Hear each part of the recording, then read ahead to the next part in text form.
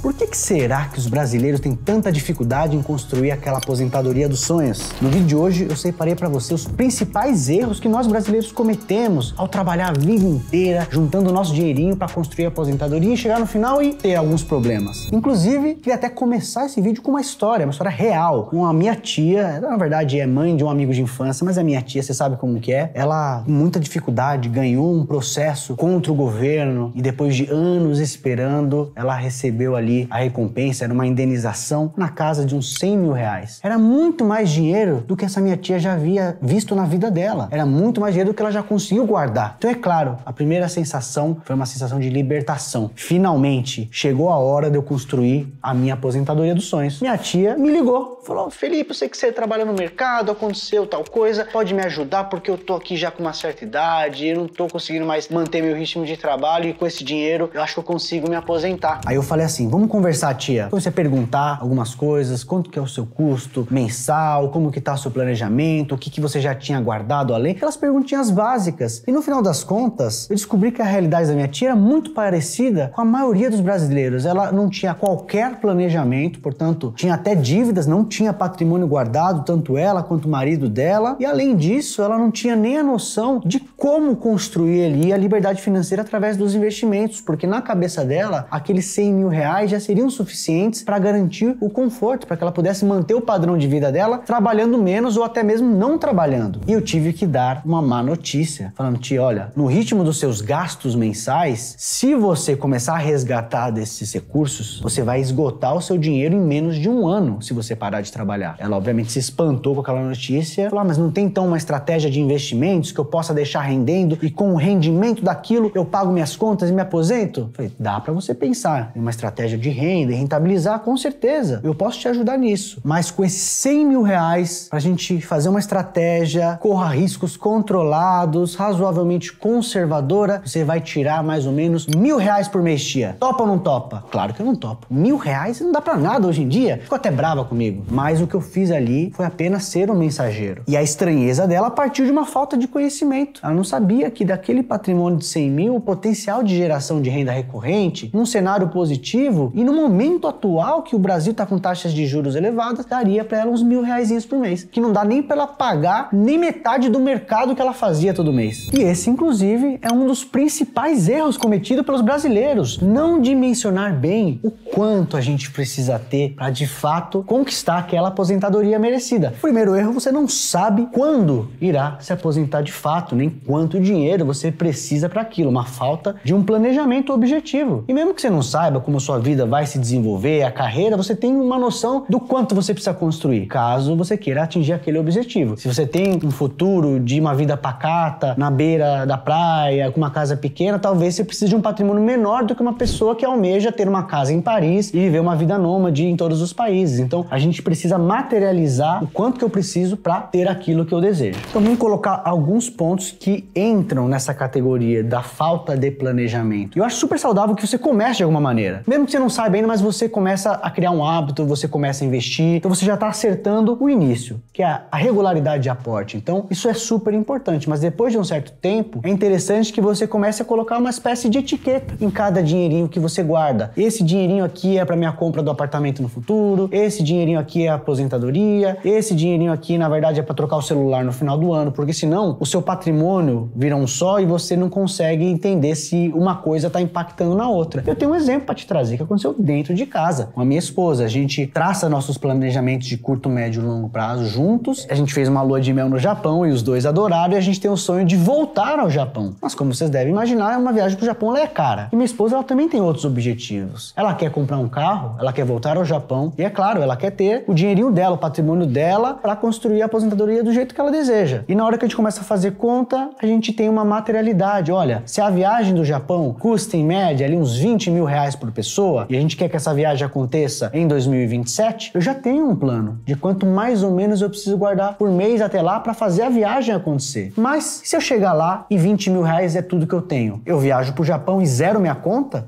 E os outros objetivos? Já era minha casa? Já era meu carro? Já era a minha aposentadoria dos sonhos? Então a gente tem que dimensionar isso. E um erro muito comum que eu vejo é em relação à aquisição do imóvel. Muitas vezes a pessoa quer tudo isso. Ela quer viajar, ela quer aposentadoria, e chega em um determinado ponto, vou comprar um imóvel. Zera, secou todo o patrimônio, começa do zero. E aí vai ficar mais difícil ela correr atrás dos outros objetivos. Se ela tivesse colocado na conta os objetivos em paralelo, talvez ela tivesse um gatilho de, opa, talvez não caiba tudo isso que eu quero. Talvez eu não possa ir pro Japão. Talvez eu tenha que ir para um lugar um pouco mais barato, mais perto, ou talvez o apartamento eu vou comprar mais pra frente. Isso vai te dar o senso de direção. Não tô dizendo que você vai desistir dos seus sonhos, mas de repente você vai redimensionar. Pode ser até que você tenha uma grata surpresa de ver, caramba, cabe tudo. Vai dar pra realizar todos os meus sonhos porque tá tudo planejado. A minha provocação é que você não fique sem visibilidade. Guardar é bom, guarde, continue com esse hábito, mas tente dimensionar mais ou menos por data de validade ou objetivo essas diferentes caixinhas. Então, sei lá, por exemplo, você guarda R$1.000 por mês, que é o seu potencial, é o que dá pra você, e aí você já dentro do seu planejamento sabe que desses 1.000 que você poupa, 200 estão indo pro teu bolsão viagem, 500 estão indo, sei lá, pra um planejamento de aposentadoria de longuíssimo prazo, uma parte menor, 100zinho, tá indo pra uma futilidade, um celular que você quer comprar no final do ano, ou um eletrodoméstico, enfim, você consegue separar, é um aporte que você guarda por mês, mas ele tá separadinho em diferentes caixinhas. E mesmo que você esteja usando o mesmo investimento, sei lá, o Tesouro Selic para fazer essa reserva, tente monitorar quanto daquele dinheiro do Tesouro Selic é a tua casa, é a tua viagem, é a tua aposentadoria, mesmo que esteja no mesmo lugar. Outros pontos interessantes que tem a ver com essa falta de planejamento é você não dimensionar muito bem o aumento de gastos que você vai ter lá na frente. Hoje você pode ser um estudante jovem, recém-formado, lá na frente talvez você tenha 2 filhos, 3 netos, talvez você tenha dependentes que precisam ali contar com o teu patrimônio. Então você precisa dimensionar isso. Não adianta você pensar só em você, criar o teu patrimônio lá na frente, um monte de gente precisa de você e você acaba destruindo o teu sonho de aposentadoria por não ter contado com isso. Ou até mesmo o quanto que o teu padrão de vida vai aumentar ao longo do tempo. Porque enquanto você é jovem, talvez você tope andar com um carrinho popular e ter um apartamento mais modesto, mas talvez lá na frente você não queira ter o mesmo padrão de vida. Você queira ter uma casa maior, você queira ter espaço, você queira ter carros mais confortáveis. Então isso vai exigir um aumento no seu custo de vida bastante relevante. Fora que, quanto mais velho a gente fica, mais custo a gente tem para se manter. Custo médico, um plano de saúde para uma pessoa mais idosa é mais caro, mais necessidade de medicamento, gasto hospitalar, tem um monte de coisas que precisam ser consideradas. Outra coisa para você pensar e considerar é que tem gente que se aposenta e quer realmente aquela tranquilidade total, a pessoa não vai ter mais renda, talvez a pessoa não tenha nenhuma mínima aposentadoria para ajudar, então essa pessoa vai precisar de mais patrimônio. E tem aquela pessoa que, para mim, a aposentadoria é só aquele momento onde eu já não sou mais obrigado a trabalhar, mas eu gosto de trabalhar. Então essa pessoa ainda tem renda, concorda? Então talvez ela possa ter menos pressa para construir um grande patrimônio, afinal ela ainda está trabalhando, apesar de já estar ali no momento que ela poderia se aposentar completamente. E isso é um detalhe, tá? Eu não dei um foco nisso, mas você deve imaginar que contar com a previdência social pode ser um risco, simplesmente pelo fato que a gente não sabe como a situação da previdência vai estar daqui a alguns anos. Hoje tem um problema sério, reformas foram feitas, hoje as pessoas, por mais que demorem, ainda conseguem se aposentar, mas mesmo as que conseguem se aposentar, inclusive pelo teto, essa pessoa ela passa por um downgrade na qualidade de vida. Então a pessoa que hoje se aposenta com o teto do INSS, ela tinha, enquanto estava trabalhando, um salário muito maior do que aquilo. Então todo mundo que depende só do INSS chega ali no momento que você mais precisa de cuidado, talvez de dinheiro, e é forçado a passar por um enforcamento financeiro, porque agora você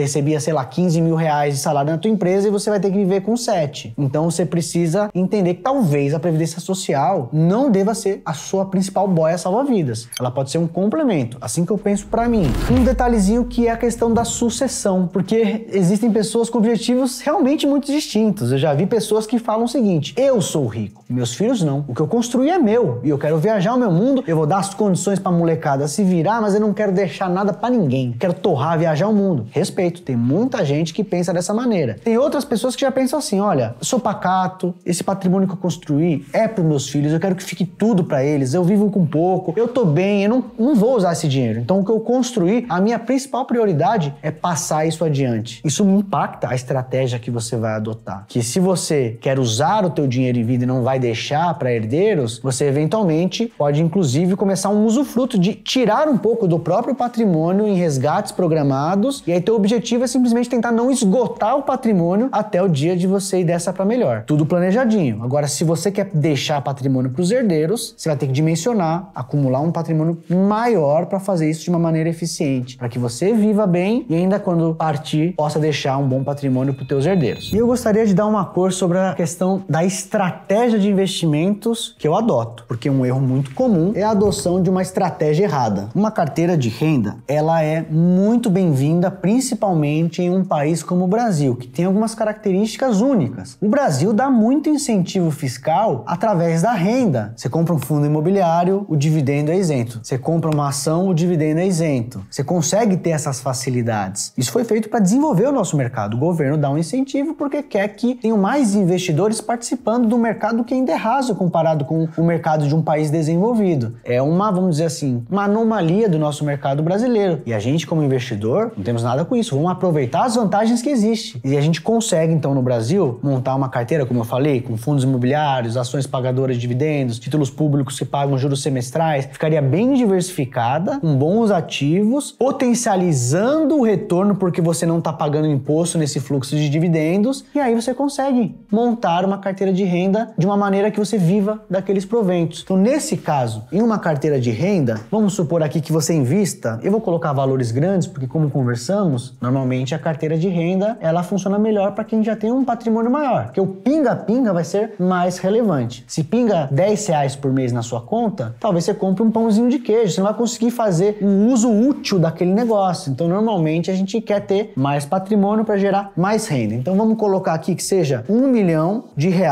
e aí eu começo aqui, eu começo com um patrimônio de 10 milhões. Em uma carteira de renda, eu não estou buscando grandes valorizações. No mundo perfeito, uma carteira de renda, eu invisto 10 milhões, ao longo do tempo eu preservo isso, mantenho esses 10 milhões de certa forma estáveis, porque ao longo do tempo ele está me pagando fluxos de dividendo. Aqui o cifrãozinho, olha o cifrãozinho. Numa carteira de renda, a gente não está muito preocupado com a variação nominal. Eu investi 10 milhões, vai pingando, eu vou usando aquele dinheiro, eu vou comprando minhas coisas e não me importa se depois de 10 anos eu ainda esteja com um patrimônio mais ou menos no mesmo nível, porque eu não quero crescer patrimônio, eu já tenho a quantidade necessária. Eu quero só tirar o máximo de frutos que eu puder desse patrimônio. Então você vai lá, vê o seu patrimônio razoavelmente estável e você vai tirando o pinga-pinga dele para sobreviver. Isso aqui é como funcionaria no mundo perfeito. A gente sabe que no dia a dia a carteira oscila. Você não está comprando fundos imobiliários, não está comprando ações, títulos públicos, vai ter uma certa oscilação ao longo do tempo, mas o objetivo é tentar trazer estabilidade, uma preservação desse valor investido e uma maximização do pinga-pinga que vem ao longo do tempo. E aqui que dá aquelas confusões, aquele erro, porque quando você ouve carteira de renda, ainda mais num país super desigual como o Brasil, cria ali uma falsa expectativa em muita gente. Eu já vi inúmeros exemplos de pessoas que me chamaram no Instagram, naquele caso, poxa, Raiz, eu tô meio apertado, eu tô fazendo corrida de Uber, eu tô sem renda, eu queria montar uma carteirinha para me gerar uma renda extra. O que essa pessoa tá pensando? Ela tá sem dinheiro, ela tá apertada, com dificuldade de pagar as contas. Então, quem não quer uma ajuda nesse momento? Eu vou pegar uma carteirinha, um pouquinho de dinheiro que eu tenho, vou investir, sei lá, 5 mil reais, esses 5 mil reais vão me dar R$1.000 a mais por mês, isso vai complementar a minha renda. Isso não é verdade. Você vai ganhar um dinheiro relevante por mês se você já tiver muito. Para esse pinga-pinga ser relevante, o patrimônio investido inicial também precisa ser relevante. E se você pega esse pinga-pinga aqui e reinveste, vamos pegar um outro exemplo aqui, ó, mantendo na carteira de renda, mas vamos supor que agora eu reinvista todo o pinga-pinga. Aí eu vou ver um crescimento de carteira, porque se eu pego o dividendo e reinvisto, a carteira tende a crescer sim, mas talvez ela cresça menos do que uma carteira que foi montada para isso, que é o que eu vou te mostrar agora. Carteira de valorização. Na carteira de valorização é o contrário. Eu não necessariamente tenho um dinheiro grande no começo. O que estamos construindo? Pensa alguém jovem, acabou de sair da faculdade, vai fazer o primeiro investimento. Então aqui não é tão importante o dinheiro que você começa, porque estamos acumulando. Então vamos colocar um exemplo que seja, a pessoa tem 10 mil reais. E não é importante, como eu falei. Aqui eu quero que você entenda só a filosofia de gestão. Qual que é o objetivo desse portfólio de valorização? É crescer a carteira. Então o dividendo pode até pingar. Uma carteira de crescimento eventualmente vai ter ações, fundos imobiliários e ativos que pagam dividendos. Só que, neste caso, o dividendo é a consequência, não o objetivo da carteira. Então sim, se pingar dividendo nessa carteira, você tem que reinvestir, porque o teu objetivo aqui não é usar o pinga-pinga para nada, é crescer patrimônio. Então vai ter oscilação, provavelmente você vai tomar um pouquinho mais de risco, mas teu objetivo é crescer, até que você tenha um patrimônio relevante, e aí chega o momento de você mudar. Qual que é o problema? Você constrói o patrimônio primeiro, e na hora que tiver o patrimônio que seja de acordo com o teu planejamento, que é a provocação que eu tô fazendo aqui no vídeo, você muda, se adapta, você transiciona da carteira de valorização para renda. E aí vai ser a estratégia adequada para cada momento da sua vida. Não precisa ter pressa de já começar uma carteira de renda. Eu sei que muita gente se motiva com isso. E tem muita,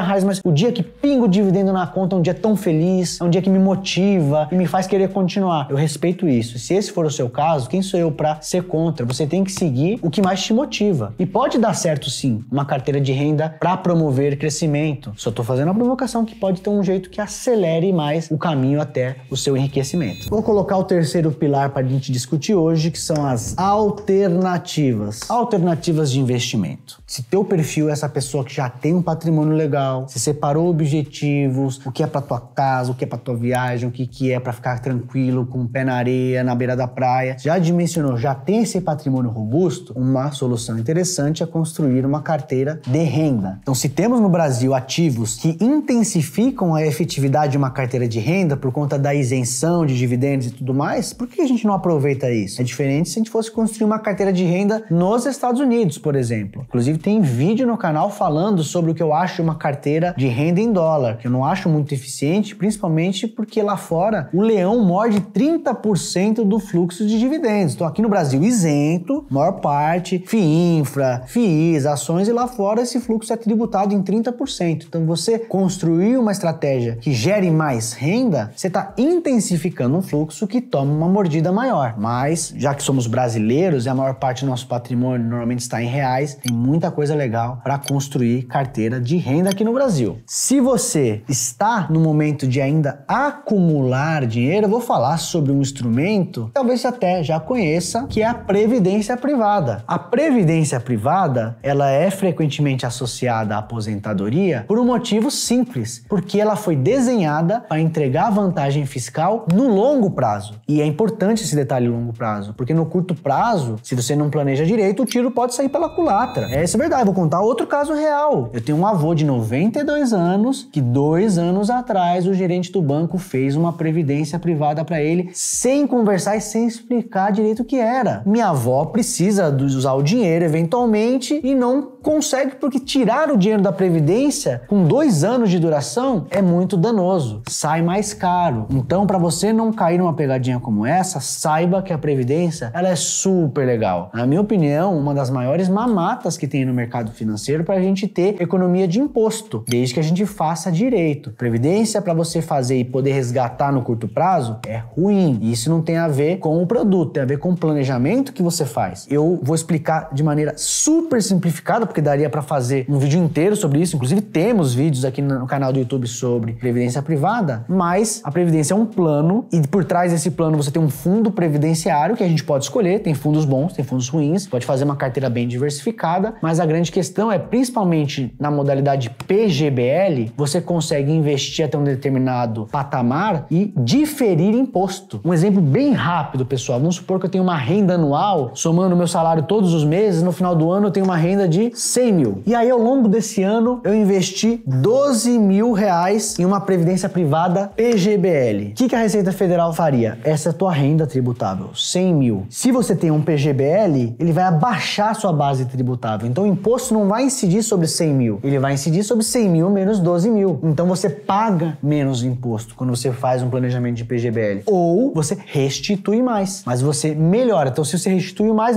dinheiro para você investir. E se você paga menos imposto, também é dinheiro sobrando para você. Isso ao longo de 2, 10, 20 anos. Isso tem um poder incrível. O juro composto agindo a seu favor. Se eu pudesse não pagar o imposto hoje para pagar um imposto lá na frente, já seria uma vantagem. Agora, além disso, eu pago o imposto lá na frente com uma alíquota menor. Pensa os investimentos que são tributados no Brasil. A menor alíquota que você encontra é 15%. Uma ação que você compra, um fundo de investimento, por exemplo. A Previdência é o único investimento tributado que consegue chegar até 10, se você escolhe o regime regressivo. Então, se você planeja direitinho, ano após ano, após ano, após ano, pagando menos imposto, pagando menos imposto, pagando menos imposto, para pagar só lá na frente por uma alíquota menor. Isso é vantagem tributária em cima de vantagem tributária e faz muita diferença para o seu bolso. E para você que já tem um patrimônio grande construído, você também pode se beneficiar de uma previdência. Como assim, Rai? Você não acabou de falar que seu avô fez uma previdência e deu um problema porque ele não conseguia tirar? Mas para quem pensa em planejamento sucessório, principalmente a modalidade do VGBL, que é tido como um seguro. Então, se você tem um dinheiro num PGBL, você muitas vezes consegue fazer com que esse patrimônio não entre em processo de inventário. Obviamente tem uma questão do Estado, do ITCMD, que é o Imposto Transferência Causa e Mortes de cada Estado, mas você consegue fazer um planejamento muito legal de transferência de patrimônio para os herdeiros através de uma previdência privada. Quando você contrata uma previdência, você pode colocar os beneficiários. E mesmo que você não coloque, vai seguir o caminho da lei. Se você tem filhos, num falecimento seu, aquilo imediatamente passa para os teus filhos. Ou se você é casado, para tua esposa, enfim. Mas você passa esse patrimônio sem a necessidade daquele custo grande do inventário. Outro exemplo, quando meu avô faleceu, você teve um monte de questões que estavam em nome dele, que minha mãe precisou resolver e era um dinheiro grande que minha mãe precisaria gastar para conseguir liberar aquele patrimônio do meu avô e minha mãe não estava com aquele dinheiro naquele momento. Mas meu avô tinha uma previdência. E com o dinheiro da previdência que passou para minha mãe, sem essa mordida, ela conseguiu ter o dinheiro suficiente para liberar todo o inventário. Então a previdência ela pode se encaixar num processo de transferência patrimonial para os sucessores, desde que planejado. Pessoal, aqui eu estou dando exemplos de quem faz bem feito, tá? Não sente com o teu gerente, teu assessor, sem ter a confiança, sem saber o que você quer, você pode se dar mal, como o exemplo do meu avô, que aí o estrago já estava feito, o dinheiro está preso na previdência e eu consigo no máximo aqui diminuir o tamanho do estrago. Mas o importante é saber que a previdência pode trazer muita vantagem, tanto em benefício fiscal como benefício sucessório. E também é importante você saber que todas essas informações você encontra dentro do nosso portal da Finclass, desde a carteira de renda completa, que eu já contei para vocês, que tem os ativos com os percentuais todos separadinhos, com uma carteira de valorização para diferentes tamanhos de patrimônio. A previdência, o guia completo, que eu brinco, que é a grande bíblia da previdência privada, um relatório incrível que temos dentro da nossa plataforma. Então todo o suporte, desde entender como a carteira funciona e como montar até mesmo esses planejamentos acessórios de sucessão, de benefício fiscal, recomendações de previdência, tudo isso você encontra em um único lugar, aqui conosco da Finclass. Inclusive vou te mostrar, aproveitar que tô com o computador aqui para você ver na prática. Então aqui é a cara da nossa plataforma da Finclass, tá vendo já os conteúdos que foram liberados recentemente. Vamos entrar aqui no ambiente de análise, tá vendo? Tem uma aba escrito carteira. Eu clico e já sou direcionado para o ambiente de análise, onde nós, analistas da Finclass, publicamos toda a informação. Eu clico aqui em editar carteira. Ao clicar em editar carteira, eu venho aqui na carteira escolhida e eu posso definir se eu quero seguir uma carteira de valorização ou carteira de renda. Veja aqui, inclusive, com um resuminho do que é. Você que está vendo esse vídeo provavelmente já aprendeu, mas você vai ter aqui um lembrete do que é o objetivo de cada carteira. Coloquei aqui, ó, carteira de valorização, continuar. Escolhendo a carteira de valorização, eu ainda tenho mais uma camada de escolha, que eu posso escolher implementar essa carteira com um viés de fundos de investimento ou com um viés de ativos. Então, por exemplo,